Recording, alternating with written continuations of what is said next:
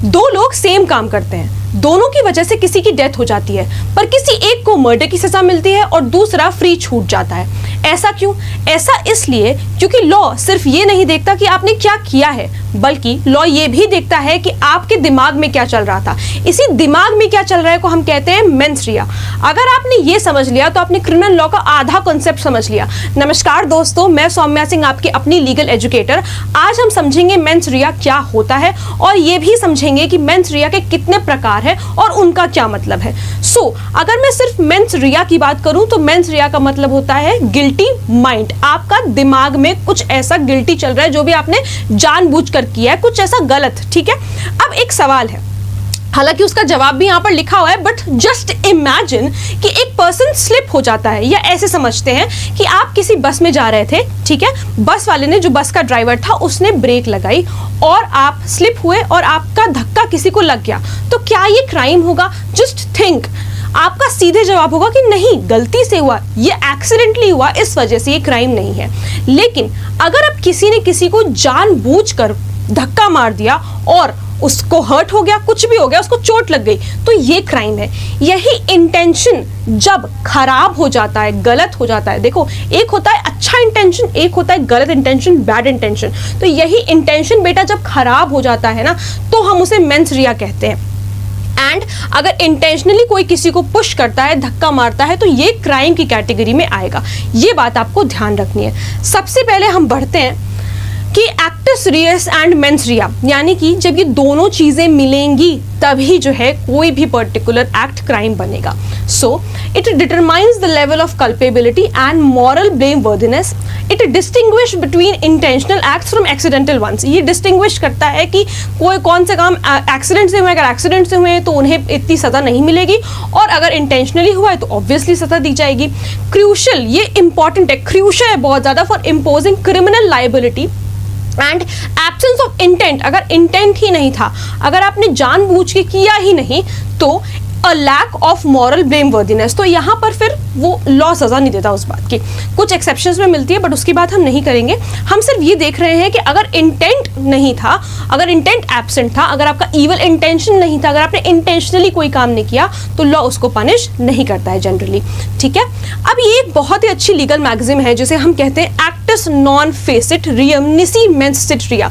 इसका ये मतलब है कि एक्ट अकेले काफी नहीं है कि आपने कुछ कर दिया और वो काफी हो गया। जैसे किसी को धक्का मार दिया तो वो काफी हो गया। वो धक्का आपने क्यों मारा? जानबूझ के मारा, इसलिए मारा कि वो मर जाए, तो ऑब्वियसली ये पनिशेबल है। लेकिन ऐसे सिर्फ एक्ट जो है वो पनिशेबल नहीं होता है। इसीलिए मैं यहां पर लिखना चाहूंगी कि गिल्टी माइंड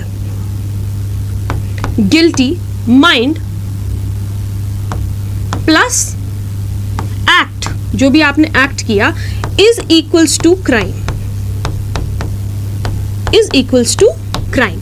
सो ये आपको ध्यान रखना है, इतना यही बात समझनी है कि क्या चीज ऐसी मिल जा रही है उस एक्ट में जब क्राइम बन जा रहा है, तो उस एक्ट में यही गिल्टी माइंड मिल जा रहा है जो क्राइम बना दे रहा है। ठीक है, मूविंग फॉरवर्ड, सबसे पहला जो आपका टाइप ऑफ मेंस रिया है दैट इज इंटेंशन। सबसे पहला intention, then recklessness and negligence and knowledge. अब यहाँ पर जैसे जैसे ये घटता जा रहा है ना ग्राफ, वैसे वैसे ये पनिशमेंट भी डिक्रीज हो जा रही है, पनिशमेंट कम होती जाएगी। यानी इंटेंशन जो है वो ग्रेटेस्ट डिग्री है मेंस रिया का। अगर इंटेंशन के साथ किया तो सबसे ज्यादा सजा मिलेगी, ये कहने का मतलब है। ठीक है, मूविंग फॉरवर्ड, इंटेंशन क्या है? Highest and the most direct form of mens rea. Deliberate decision होता है to bring about a particular result. मतलब आपने सोचा कुछ ऐसा डेलिबरेटली, और आपको पता है कि जो आप सोच रहे हो आप उसको ऐसा प्लान करोगे और सब कुछ एक्शन करोगे और वो चीजें वहां पे खत्म हो जाएंगी, मतलब कि क्राइम हो जाएगा। डेलिबरेटली कोई चीज सोचा कि पर्टिकुलर रिजल्ट तो मुझे चाहिए ही चाहिए। It reflects a conscious choice to break the law.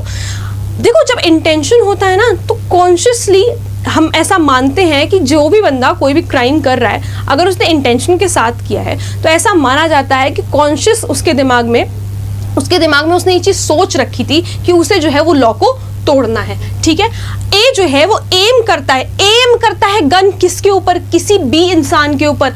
ये एम करने से कि गन मैंने सीधे अगर आपको दिखाई है, तो इसका क्या मतलब है कि मैं आपको मारना चाहती हूँ। क्लियर इंटेंशन है कि मैं मारना चाहती हूँ। ठीक है, क्लियर इंटेंशन है कि मैं मारना चाहती हूँ। इसीलिए पहले कुछ चीज दिमाग में आई, दैट इज थॉट। कि भाई मारना है किसी पर्सन को, फिर हमने प्लान किया कैसे मारना है, फिर हमने प्लान किया कि कैसे मारना है, और फिर हमने उस पर एक्ट किया, यानी कि एक्शन। यही जो एक्ट कर रहे हैं, जो एक्शन है, इसी को हम कहते हैं एक्टिस रियस। ठीक है, इसी को हम कहते हैं एक्टिस रियस। और यही जो थॉट आया आपका, इसको हम कहते हैं इंटेंशन, या हम कह सकते हैं इसको गिल्टी माइंड। आपका जो मर्जी आप वो कह लीजिए, बात दोनों में वही है। ठीक है, चाहे हम गिल्टी माइंड कह लें, चाहे इंटेंशन कह लें, चाहे हम मेंस रिया भी कह लें, है ना, हम मेंस रिया भी कह सकते हैं। So I can write here mens rea. ठीक है, thought, plan, action. Now moving forward, अब यहां पर देखो दो तरीके के इंटेंशन होते हैं। सबसे पहला है डायरेक्ट इंटेंशन, कि किसी कोई एक पर्टिकुलर स्पेसिफिक एक्ट आपको करना है, जैसे कि it desires a specific result, it desires a specific result and acts to achieve. उनको कोई एक पर्टिकुलर स्पेसिफिक रिजल्ट ही चाहिए और वो ही उन्हें अचीव करना है। Example, setting a fire to destroy property. किसी ए पर्सन की प्रॉपर्टी को आपको डिस्ट्रॉय करना है, किसी पर्सन की प्रॉपर्टी को, जैसे मान लो ए को बी की प्रॉपर्टी है उसकी, उसको डिस्ट्रॉय करना, तो इसी में आग लगा देगा, इसी में आग लगा दे, बात खत्म। ये स्पेसिफिक था, इसीलिए डायरेक्ट इंटेंशन है बी की तरफ। फिर क्या कह रहा है, ऑब्लिक या इनडायरेक्ट इंटेंशन, तो कह रहा है आउटकम नॉट स्पेसिफिकली डिजायर्ड। अब कोई स्पेसिफिक आउटकम उसे नहीं चाहिए, ठीक है, स्पेसिफिकली वो डिजायर नहीं कर रहा किसी आउटकम को लेकर के, बट इंजरी और death is almost certainly inevitable.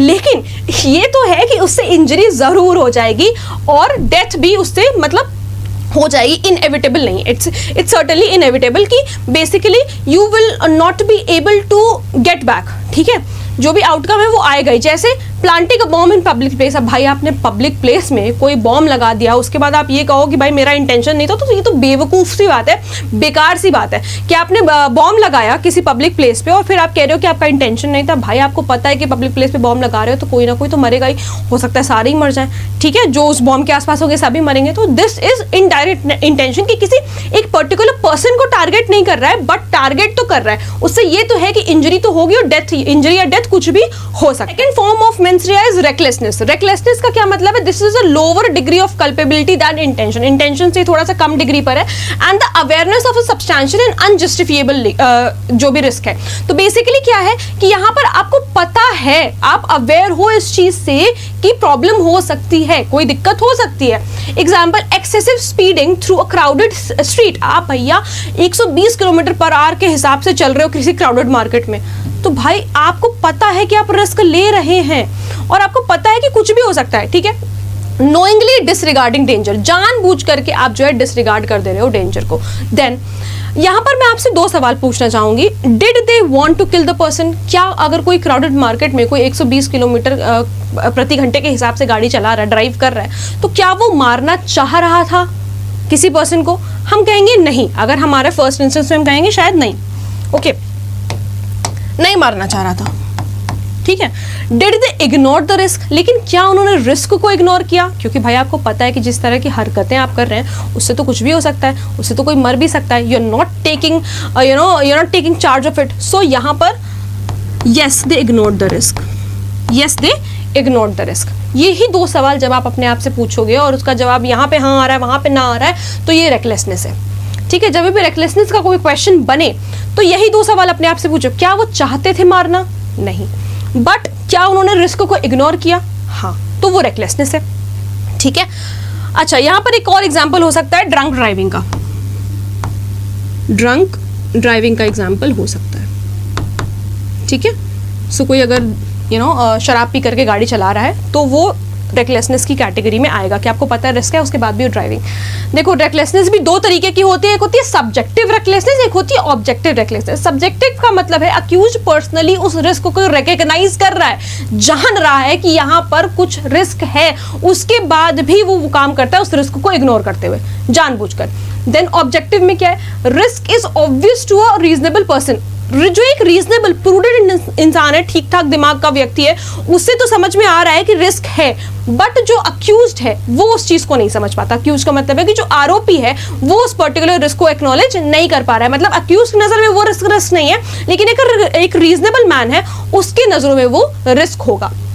Case है आर वर्सेस कनिंगम का, establish that recklessness involves foreseeing a risk and proceeding with the action despite the consequences.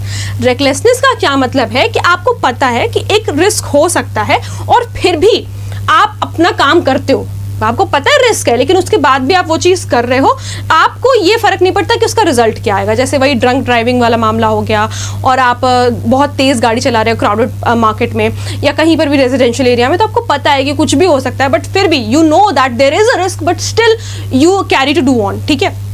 Subjective का मतलब एक और तरीके से हो सकता है कि driver is aware that brakes are failing. Example, कि ड्राइवर अवेयर है कि ब्रेक्स फेल हो रहे हैं, उसके बाद भी वो स्पीड में ड्राइव कर रहा है, तो यहाँ पर क्या है, वो रिस्क ले रहा है। सब्जेक्टिव, उसको पता है, यही सब्जेक्टिव का मतलब है ना कि उसको पता है, अक्यूज्ड को पर्सनली ये बात पता है बट फिर भी रिस्क ले रहे हो, तो ये सब्जेक्टिव हो गया। ऑब्जेक्टिव का क्या मतलब है, रीजनेबल पर्सन टेस्ट, कि किसी एक जो प्रूडेंट मैन है उसको पता है कि ये गलत है। ठीक है, उसको पता है कि ये गलत है, कि मतलब गलत क्या है, बेसिकली रिस्क है, इसमें कुछ ना कुछ रिस्क है। और अगर would a prudent person have recognised risk, क्या वो प्रूडेंट पर्सन उस रिस्क को रिकॉग्नाइज करता? अगर हाँ, अगर इसका जवाब हाँ है तो अक्यूज्ड लायबल हो जाएगा। अगर इसका जवाब हाँ है तो अक्यूज लायबल हो जाएगा। अगर पर्सनली अक्यूज्ड को वो रिस्क नहीं समझ में आ रहा था तो फिर हम रीजनेबल पर्सन के ऊपर जाएंगे कि क्या रीजनेबल पर्सन को ये रिस्क लगता? अगर लगता तो जो अक्यूज्ड है, जो हमारा आरोपी है, वो लायबल हो जाएगा, उसको सजा होगी। ये हो गया हमारा रेकलेसनेस। अब हम आते हैं नेग्लिजेंस पे। नेग्लिजेंस का मतलब ये होता है कि आपकी ड्यूटी थी to take care but you didn't. ठीक है, आपकी ड्यूटी थी to take care but you didn't. Failure to meet the standard of care expected of a reasonable person, आपसे एक्सपेक्टेड था कि आप मतलब ध्यान से काम करेंगे अपना, बट आपने नहीं किया। Awareness of risk is not required, यहाँ पर जो है रिस्क का अवेयरनेस होना ज़रूरी नहीं है। ठीक है, इसी वजह से मैंने यहाँ पर लिखा है, एक पहले एग्जाम्पल समझ लेते हैं। डॉक्टर ने क्या किया, ऑपरेशन करते वक्त चाकू जो होती है वो पेट में ही छोड़ दी किसी पेशेंट के। भाई तुमने पेट में छोड़ दी, अब क्या वो वहाँ पे कैंची कुछ काम थोड़ी करेगी? तो यहाँ पर कोई इंटेंशन भी नहीं था डॉक्टर का, इसको हम मेडिकल नेग्लिजेंस भी कहते हैं। यहाँ पर कोई इंटेंशन नहीं था डॉक्टर का, कोई अवेयरनेस भी नहीं था, सिर्फ क्या थी, केयरलेसनेस, ओनली केयरलेसनेस। सिर्फ उसने केयरलेस तरीके से काम किया, इसकी वजह से अगर वो सही तरीके से केयरफुल होकर के डॉक्टर ये काम करता तो क्या ऐसा कुछ होता? क्या सीजर्स छूटती? नहीं छूटती। ठीक है, सो यहाँ पर क्या है, ड्यूटी थी to care, you didn't. Duty, अब वो ड्यूटी आपने ब्रीच करी, उस ड्यूटी का आपने उल्लंघन किया, तो उस ब्रीच की वजह से ये हार्म कॉज हो गया। यही ड्यूटी जो आपको ध्यान रखना चाहिए था भाई कि आप जो ऑपरेशन कर रहे हो सीजर उसके पेट में ना छूटे, इसी ड्यूटी का आपने ब्रीच कर दिया, इसी ब्रीच की वजह से उसको हार्म हुआ कि भाई उसके पेट में सीजर्स छूट गई हैं। ये चीज़ है। यहाँ पर एक और एग्जाम्पल लिखा हुआ है, doctor failing to administer correct medication dosages, कि आपने उसको जो है दवाइयों का डोज ज़्यादा दे दिया तो भाई वो तो चल बसेगा ना, तो ये मेडिकल नेग्लिजेंस है। ये मतलब नेग्लिजेंस है कि आपकी ड्यूटी थी टेक केयर करने की, उसके बाद भी यू डिडंट। ठीक है, मूविंग फॉरवर्ड, नॉलेज। अब ये नॉलेज का फैक्टर मुझे बड़ा अच्छा लगता है। क्या है कि awareness of facts and circumstances, आपको पता है, फैक्ट्स के बारे में भी पता है, आपको सर्कमस्टांसेस के भी बारे में पता है, और वही उस पर्टिकुलर एक्ट को अनलॉफुल बना देता है। It focuses on awareness not a desire of specific result. ये किसी स्पेसिफिक रिजल्ट को टारगेट नहीं कर रहे होते। अगर किसी पर्सन को नोइंगली कोई बात पता है, ज्ञान है उस पर्टिकुलर बात का कि कुछ हो सकता है, तो ज़रूरी नहीं है कि वो किसी पर्टिकुलर चीज़ को, किसी पर्टिकुलर क्राइम को ही टारगेट कर रहे हो, बट उन्हें पता है कि हाँ इससे गलत हो सकता है। You are aware about the fact that this is wrong, still you do it. ठीक है, example, knowingly selling stolen goods, जान मतलब आपको पता है, ज्ञान है इस बात का कि जो आपके पास गुड्स हैं, जो भी पर्टिकुलर चीजें हैं वो चोरी की हैं, उसके बाद भी आप बेच रहे हो, तो ये नॉलेज है। ठीक है, एक केस है आर वर्सेस घोष का, explore the element of knowledge in dishonesty determining whether an individual understood their actions to be wrong. क्या ये डिसाइड करना पड़ेगा कि क्या वो इंडिविजुअल जो काम कर रहा था, क्या वो समझ रहा था इस पर्टिकुलर बात को कि जो भी वो एक्शंस कर रहा है ये गलत है, तो ये हमें पहले देखना पड़ेगा। अब जैसे example, throwing a bomb in a crowded market. अब इस बात का भाई नॉलेज तो है तुम्हें कि तुम क्राउडेड मार्केट में बॉम्ब फेंक रहे हो तो डेथ होगी लोगों की। यहाँ पर टारगेट अनक्लियर हो सकता है कि मतलब जिसने भी, मान लो किसी ए पर्सन ने बॉम्ब फेंका, ठीक है, मान लीजिए किसी ए पर्सन ने बॉम्ब फेंका, तो अब यहाँ जरूरी नहीं है कि वो बी को ही टारगेट कर रहा हो। बी को अगर टारगेट कर रहा है तो वो तो इंटेंशन में चला जाएगा, वो नॉलेज की बात थोड़ी ना है। लेकिन अगर उसने पब्लिक प्लेस में फेंका है, यहाँ पे खूब सारे लोग हैं यहाँ पे, ठीक है, अब मैं कितने लोग बनाऊं समझ जाओ यार।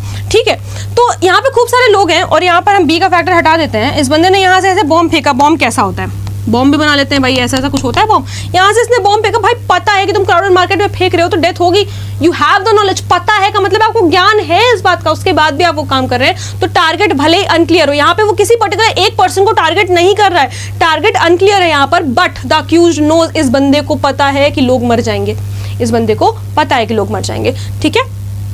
देन यहाँ पर हमने चारों तरीके के आपके मेंस्ट्रुआ देख लिए। अब इसके अलग अलग वो दिए रखे हैं आपको कि किस तरीके से, अगर आप समरी में पढ़ना चाहो तो कैसे पढ़ोगे। इंटेंशन एक डेलिब्रेट स्टेट होती है और इसका फोकस जो है वो रिजल्ट पर होता है, एग्जांपल जैसे फायर बॉम्ब वगैरह, ठीक है। देन रेकलेसनेस डिसरिगार्ड स्टेट होती है, मतलब आपने रिगार्ड ही नहीं दिया उस पर्टिकुलर चीज़ को, ध्यान ही नहीं दिया उस बात पे, मतलब रिस्क तो था लेकिन फिर भी आपने उसको ध्यान नहीं दिया। रिस्क एंड जैसे एग्जांपल समझ लो स्पीडिंग वगैरह। नेग्लिजेंस ये थोड़ा सा और स्टैंडर्ड इसका बिलो होता है, लेकिन ड्यूटी थी आपको, ड्यूटी थी मतलब आपकी। और जैसे डॉक्टर दोस्त का हमने एग्जांपल दिया। नॉलेज की क्या बात है, अवेयरनेस स्टेट पर थे आप, ठीक है, आपको you were aware about the fact that this might happen but still you chose to do it. Focus इसका सर्कमस्टांस पे होता है, सर्कमस्टांसेस पे डिपेंड करता है। एंड जैसे हमने स्टोलन गुड्स का एग्जाम्पल समझा, ठीक है। सो दिस वॉज इट, हमने टाइप्स ऑफ मेंस्ट्रुआ कंप्लीट कर लिया। अगर आपको ये पर्टिकुलर 4 चीज़ें समझ में आ गई हैं, इंटेंशन, रेकलेसनेस, नेग्लिजेंस, नॉलेज, तो यही 4 चीज़ों से हमारा पूरा BNS बना हुआ है। कहीं आप वर्ड इंटेंशनली देखेंगे, कहीं आप नोइंगली देखेंगे, कहीं आप नेग्लिजेंटली देखेंगे, ठीक है। तो ये जब अब आपको ये समझ में आ गया है, तो अब जब भी आप कोई भी सेक्शन पढ़ोगे ना तो आपको समझ में आ जाएगा, अच्छा इंटेंशन का मतलब है कि बहुत भारी मेंस्ट्रुआ था, नॉलेज का मतलब है अच्छा इसको he was aware about the fact कि हाँ ऐसा कुछ हो रहा है, ठीक है, ऐसा कुछ गलत हो रहा है। So I really hope you got the point, I really hope आपको लेक्चर अच्छा लगा होगा। अगर कोई प्रॉब्लम है, कोई डाउट है तो आप लोग मुझसे कमेंट सेक्शन में पूछ सकते हैं। मिलते हैं नेक्स्ट वीडियो में। Thank you so very much.